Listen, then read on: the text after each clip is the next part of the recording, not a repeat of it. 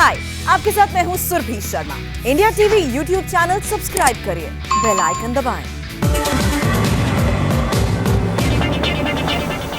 और अब बात असदुद्दीन ओवैसी की। बिहार, हैदराबाद, औरंगाबाद, मुंबई में धाक जमाने के बाद अब वो दक्षिण पार पहुंच गए हैं, जहां उनकी मजलिस में बहुत भीड़ जुटी। तो उनका दावा है कि यहां भी AIMIM का परचम लहराएगा। ओवैसी की बातों में कितना दम है, इस रिपोर्ट में देखिए। ये नारा चेन्नई के मैदान में लगा है।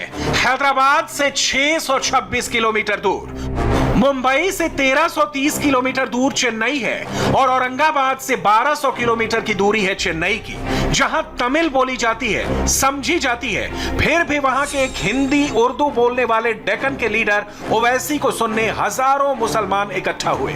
मतलब समझिए, तमिलनाडु में चुनाव है और भाईजान ने मैसेज दे दिया है।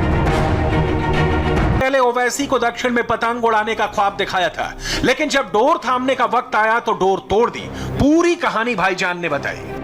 हैदराबाद से चेन्नई गए, खुद अपने टीवी चैनल पर मेरे वीडियो विजुअल्स दिखाए। भाईजान के दिमाग में कोर वोटर थे, पहली बार दक्षिण में पतंग उड़ाने जा रहे हैं। इसीलिए क्या कहना है, क्या सुनना है, उन्हें पता है।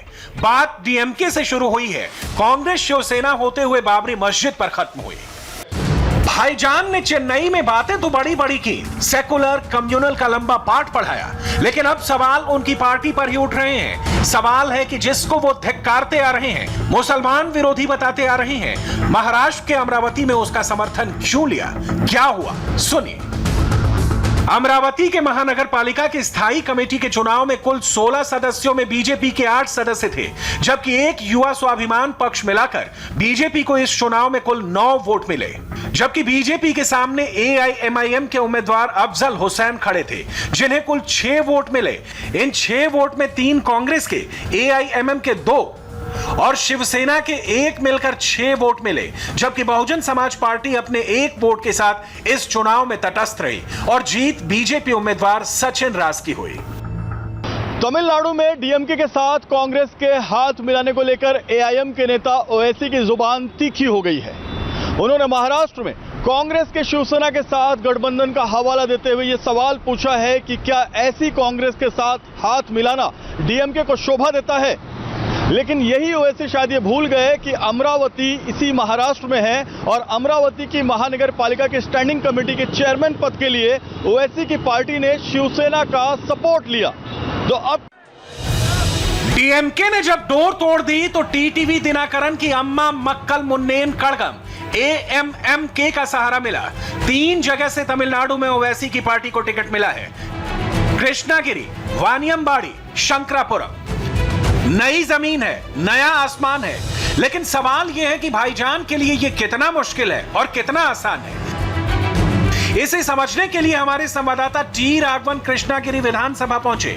चेन्नई से 2.5 किलोमीटर दूर है कृष्णागिरी। हमने यहां ओवैसी फीवर कितना है उसे महसूस करने की कोशिश की, लेकिन उससे पहले यहां का पॉलिटिकल इक्वेशन क्या है उसे भी देख लीजिए।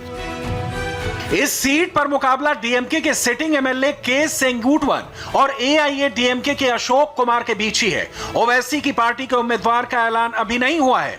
2016 में असदुद्दीन ओवैसी की पार्टी ने किस्मत आजमाई थी। मजलिस के उम्मीदवार मुबारक को नोटा से भी कम 172 वोट मिले। ओवैसी इधर तमिलनाडु में नहीं है, आंध्रा नहीं है, हैदराबाद नहीं है, तमिलनाडु है, कृष्णगिरी डिस्ट्रिक्ट है।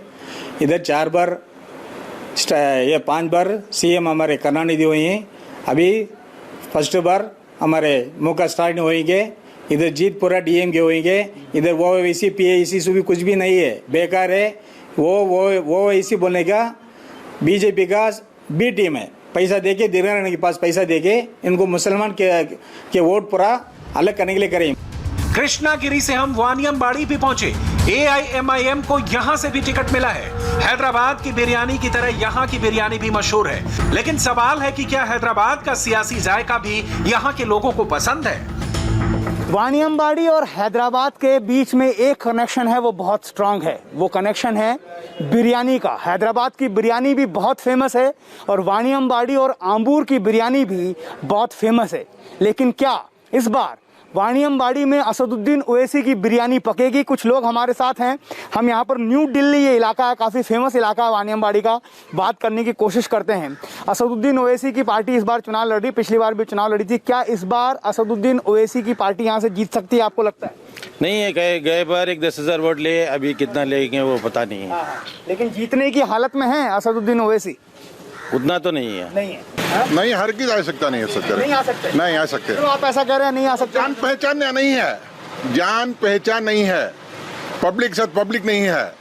हाँ, इलेक्शन टाइम नहीं है, इलेक्शन टाइम को आते बात करते चला जाते हैं। डीएमके एडीएम के कभी भी हमारे साथ रहता है, वो कभी भी साथ, हर वक्त 5 साल में हमारे साथ कभी भी रहता है। वो आगे उनके हमारे सपोर्ट में नहीं है, दूसरे के सपोर्ट में ना वो बात करते ही, उन्हें आगे मुसलमान का वोट तोड़ते ही, इधर खड़े तो मुसलमान का वोट टूटता है। वो मुसलमानों का वोट तोड़ते हैं आके? हाँ, तोड़ने लिए आते हैं, तोड़ने के लिए आते हैं। बीजेपी वैसे आके बी टीम है बीजेपी का। आपको ऐसा लगता है? हाँ, लगता है। इस सीट पर उम्मीदवार की जीत हार का फैसला तकरीबन 35% मुस्लिम आबादी करती है। इस सीट पर इंडियन यूनियन मुस्लिम लीग यानी IUML जैसी पुरानी मुस्लिम पार्टी की जड़ें काफी गहरी हैं, जिसको डीएमके का समर्थन है। लोग कह रहे हैं कि ओवैसी की राह बड़ी मुश्किल है। बात यह है, वो ओवैसी को यहाँ कोई भी नहीं जानते। मतलब वो ओवैसी करके एक आदमी है करके ही तमिलनाडु का अंदर किसी को मालूम नहीं है। दूसरा क्या है, इसका पार्टी का मेंबर एक भी नहीं है। तीसरा, अभी तमिलनाडु का अंदर ये प्रचारम कैसा करेगा, प्रचार कैसा करेगा, उसका प्रचार कहाँ से, कौन सा भाषा में चलेगा? उर्दू में चलेगा, मगर यहाँ उर्दू बोलने वाले बिल्कुल बहुत कम है, समझने वाले भी बहुत कम है। अभी उस हिसाब से ये आज जाके किधर, कौन सा मीटिंग में, कौन सा स्टेज पर क्या बोलेगा, क्या करेगा, कैसा करेगा, एक। दूसरा, वो इसी ने तमिलनाडु का जो पॉपुलेशन है, ये तमिल पॉपुलेशन है, ये तमिल पॉपुलेशन को इसका पहले क्या किया, पॉलिटिकली ये कौन है, पॉलिटिकली तमिलनाडु का अंदर इसे कौन जानते हैं? लोगों से बातचीत के बाद एक बात बहुत साफ साफ नजर आ रही है, वो ये है कि वाणियमबाड़ी में ओवैसी की पार्टी फिलहाल कहीं भी फाइट में नहीं दिख रही है। डीएमके गठबंधन का पलड़ा भारी है, लेकिन अगर ओवैसी मुस्लिम समुदाय के वोटों को बांटने में कामयाब हो जाते हैं तो इसका सीधा फायदा AIDMK को होगा। हाय, आई एम सुरभि शर्मा। खबरों से अपडेट रहने के लिए India TV YouTube channel subscribe करिए, साथ में बेल आइकन जरूर दबाएं। जुड़े रहें इंडिया टीवी के साथ।